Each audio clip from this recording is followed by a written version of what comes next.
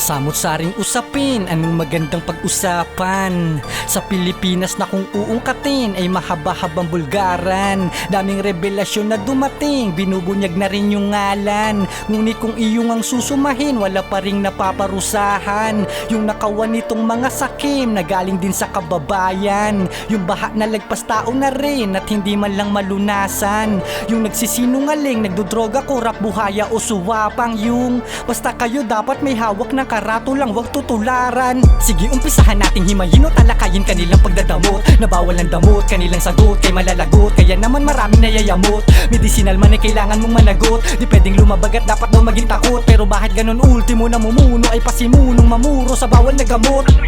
Kung usapang bisyong illegal, sila'y alistong isagawa ang motibo nila na mabingwit. Ulo ng kahit na sino pero pag mataas libo lang ang tanging kompromiso para di mabitbit.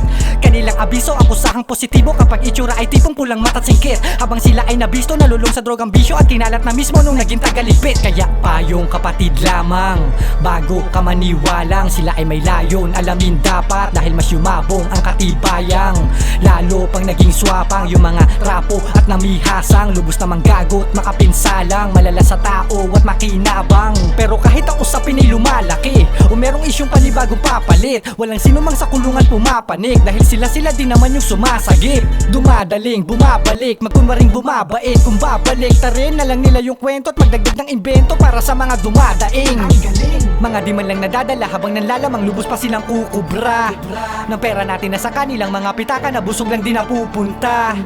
Bansa ay nakapagtataka na kung sa pang-aabuso nila ay tutulba, sapagkat puro laglagan lamang ang nagagana pero wala namang ulo na pinatutumba. Maikli o kukunti na pasensya ng taong bayang di magkakadimensya sa dami na ng ninakaw na ahensya ng pamahalaan ng mga walang konsensya. Ano man ang gawing pagpapaamin ay di naman palalabasin ng ebidensya. At sila rin naman ang magkakampihan para maitawid ang dilihensya. Sa kung saan ay napag-alaman na ang bansa ay lamang ang laman. Di mawakasan ng malawakang nakawan, pamahalaan ang kumakatawang kawatan. At pera ng taong bayan ang dahilan kung bakit ang bulsa nila'y nagkalaman. Mga tumakbo dahil ang habol lamang ay magnakaw at ayun ng kanilang kalakaran. Malamang di na magbabago't wala nang magagawa kahit mag-isip ka man ng taimtim. Nasa kabila ng pagnanakaw, paano sila nakakatulog pa ng mahimbing? Yung mga sigaw ng taong bayan ay hindi na nga banta para kanilang dinggin, pagkat yung mga saksi sa butas ng dingding tila tumatanggap naman ng pakimkim.